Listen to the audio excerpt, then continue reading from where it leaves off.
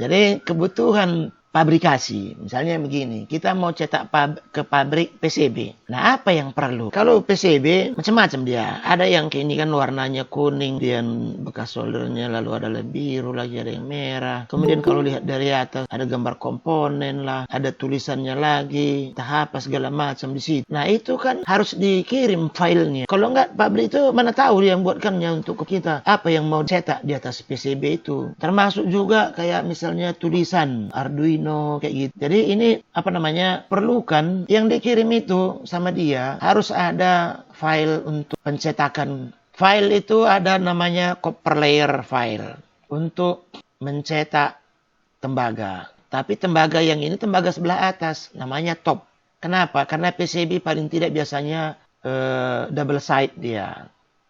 Kita bikin single side karena nggak ada alat kita. Ini kan pabrik. Kemudian berikutnya bottom copper layer, tembaga sebelah bawah. Nah, kemudian solder mask artinya begini. Solder mask itu, mask artinya topeng. Bagian tempat solder ditutup, yang lainnya dibuka. Tujuannya supaya dilapis dengan tinta tahan panas. Sehingga waktu disolder nanti hanya tempat menyoldernya saja yang lengket timah. Makanya PCB itu bisa dicelupkan ke dalam timah.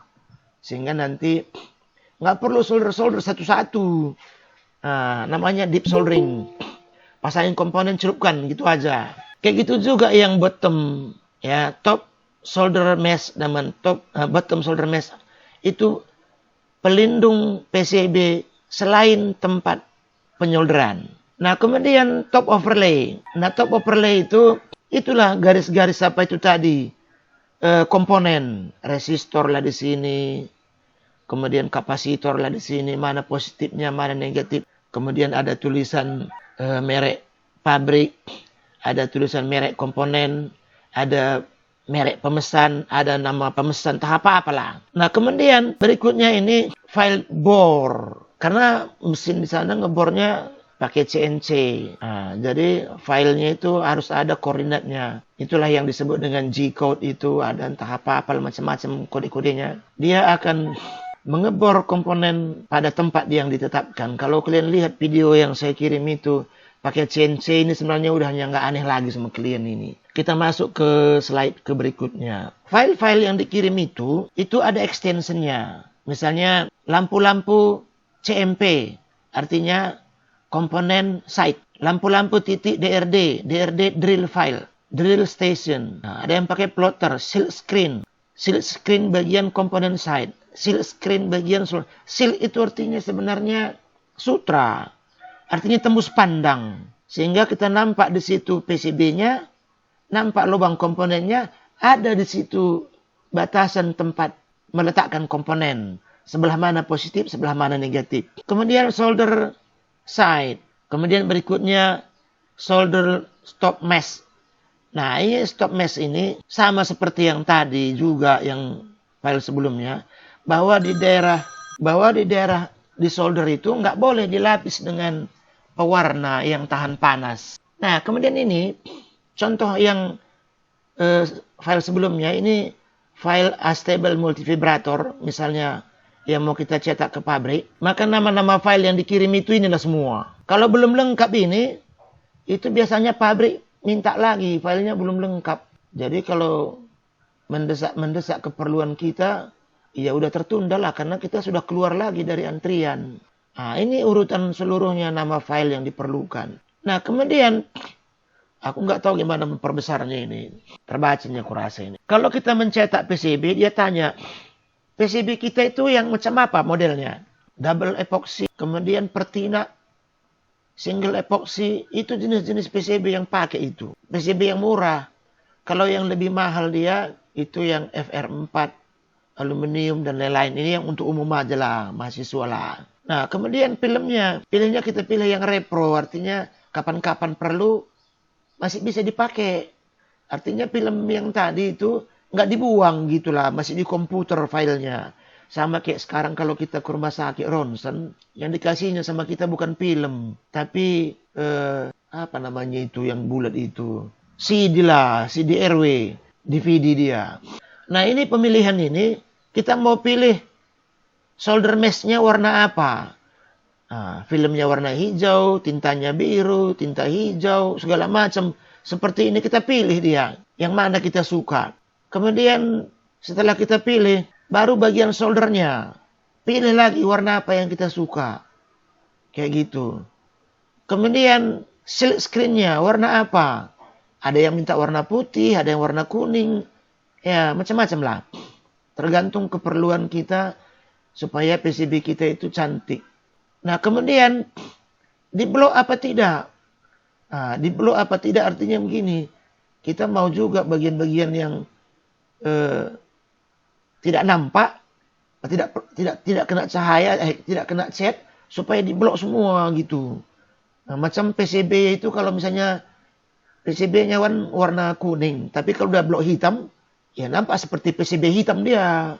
Kayak gitu, nggak tahu lagi jenis PCB-nya pertina atau apa. Nah, kemudian ini harga.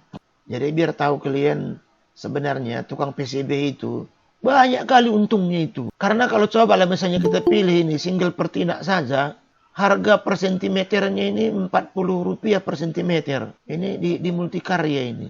Saya sering tempat PCB ke sana. Kalau hitung-hitung itu satu PCB harganya 150.000, dia jual dengan harga 750.000 jadinya. Banyak kali untungnya. Jadi kalau mau kalian punya keterampilan di PCB, ya kalaupun nggak kaya, kalau nonton di 21 nggak perlulah mikir-mikir lah. Nah, inilah PCB tadi yang dicetak tadi, yang warna buat tadi solder mesh tadi, yang solder mesh tadi yang ini yang bekas solderan ini nggak kena tinta dia. Kemudian overlay tadi yang ini dia, yang ini dicatnya. Ini kenapa beda warnanya? Karena ini tembaga yang ini, sementara yang ini PCB. Tembaga dan PCB kan beda warnanya. Walaupun sama warna catnya, ini yang mintanya warna kuning, ini mintanya warna biru, ini mintanya warna merah.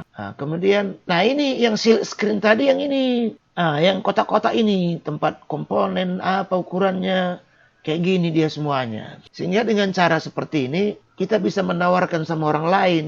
Sama seperti tukang papan bunga, udah disediakannya banyak foto-foto di situ. Nah, dia mau yang macam apa dia? Nah, karena jasa PCB ini tidak hanya jasa membuat PCB, jasa menggambar juga, menggambar skema, menggambar PCB-nya, mencetak, ngebor. Ada juga jasa pasang jumper. Kalau di Bandung itu satu jumper itu upahnya Rp25. Jadi kalau banyak jumpernya, satu PCB banyaklah upahnya. Pasang jumper aja diupahi orang sekarang. Sudah habislah slide ini sampai di sini. Sebelum kita lanjut cerita kita, ku stop dulu sharing ini biar ku nampak dulu si X Saudi. Nah, di sini ku ambillah gambar PCB yang satu, sudah selesai lah gambar PCB-nya. Biar tinggal kita lihat. Nah, kemudian yang ini, ya sekali buat full screen aja lah. Kemudian ini kalau kita mau kirim ke pabrik, kita nggak pilih yang ini satu-satu, tapi kita pilih semua. Kalau biasanya kan kita pilih satu-satu, yang ini kayak gitu. Ya tergantung mana kita perlu. Kenapa? Karena mesin saya di sini cuma mesin krok saja yang ada. Tapi kalau misalnya ke pabrik, kita suruh saja lah export file. Nggak apa-apa, sini aja juga nggak apa-apa lah. Select folder, yes. Nah, kalau nggak mau dia yes, no. Open folder, open. Drill filenya masih tetap drill file. Tapi yang ini, Gerber filenya, sudah ada solder mesh. Sudah ada. Sudah ada Gerber jobnya. Sudah ada ini segala macam. Udah tambah gitu. Sudah tambah dari apa yang biasanya. Nah, sekarang create cam data. Ini cam data tadi, yang tadi banyak itu, yang inilah dia. Gerber job, kemudian copper atas, copper bawah, profile, solder mesh atas, solder mesh bawah, solder paste, solder. Pokoknya ini lengkap lah ini semua ini. Nah, kemudian kita mau taruh di mana dia? Sini juga, atau kita buat yang baru lah.